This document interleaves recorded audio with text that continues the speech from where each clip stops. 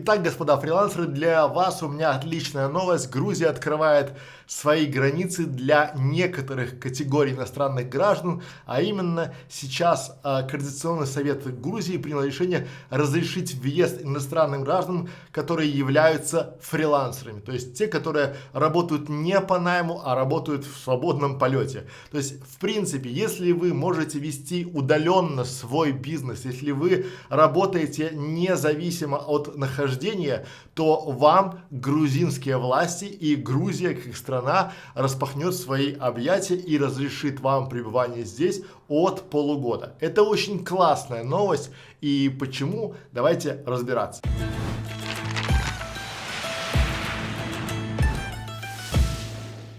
В конце марта Грузия закрыла все границы, даже сухопутные границы, и здесь из-за того, что были приняты вовремя меры, из-за дисциплинированности всего народа грузинского, здесь распространение коронавируса прошло очень и очень легко, и число зараженных было очень и остается очень и очень маленьким. Ну, 5 человек, 3 на всю страну, бывает даже 0.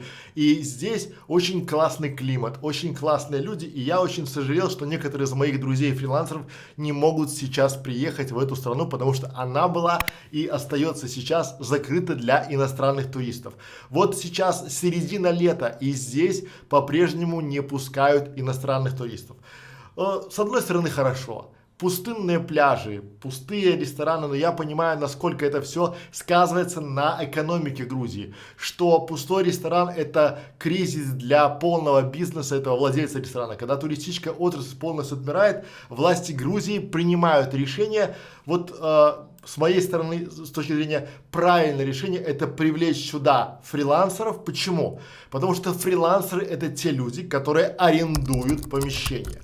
Фрилансеры – это те люди, которые хорошо зарабатывают в большинстве своем, и они любят питаться в ресторанах, хороших магазинах, то есть они могут вливать деньги в экономику страны, при этом не занимая какие-то рабочие места и находясь здесь постоянно, потому что мы здесь прожили уже, через пару месяцев будет как год, и я скажу вам честно, мы не собираемся отсюда уезжать, потому что здесь очень и очень комфортно, причем здесь комфорт во всем. Еще больше информации о Грузии есть на нашем ролике 22 факта в жизни Грузии моей семьи. Здесь я подробно рассказал факты, плюсы, минусы, которые есть. Ну а для фриланса здесь очень и очень стабильно. Стабильно, потому что здесь вполне себе хороший интернет, горный воздух. Тут можно хорошо отдыхать, рядом пешая доступность моря, великолепные Тбилиси, великолепные там районы Грузии. Здесь очень теплый народ.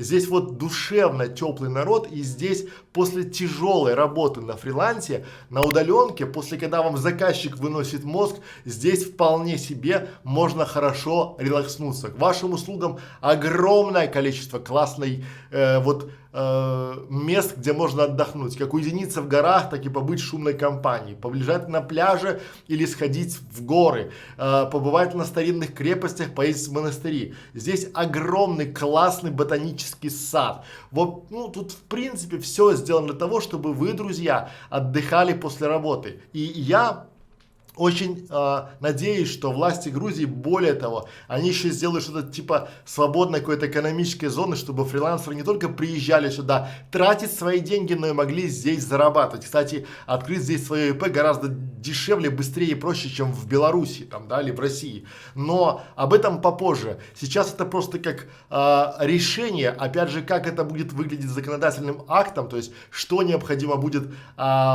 предъявлять, доказывая, что вы фрилансер. Очень и очень интересно. Мы будем следить и будем об этом рассказывать. Я, в свою очередь, хочу сказать, что нам гораздо проще. Например, мы сооснователи школы фриланса, мы основатели школы видеоблогеров. Я думаю, что если у вас есть какой-то профиль на фрилансе, то это уже будет достаточным доказательством того, что вы работаете и можете обеспечить себя, свою семью, работая удаленно. Тем не менее, давайте подытожим, чтобы было просто и понятно. Власти Грузии открыли границы для любых вот для граждан любых стран, попадающим под категорию удаленный сотрудник, либо человек, который занимается фрилансом. То есть вы можете проживать в стране, внимание, не менее 6 месяцев. То есть это не такая не разовая поездка, не разовая. То есть в принципе это классный шанс приехать сюда и встретить здесь Новый год. Я вас уверяю, после пребывания в Грузии вот месяц, два, три уезжать отсюда не захочется, потому что здесь очень душевный народ, очень вкусная кухня, невысокие цены и вообще здесь очень классно. Здесь работаешь ты, у меня из окна видно горы, у меня пешая доступность до моря, частный дом, частный сад, превосходные соседи, друзья, тут все классно, поэтому подумайте над тем, чтобы приехать в Грузию, потому что здесь очень и очень хорошо, классно, весело и вкусно. Пора-пора вам.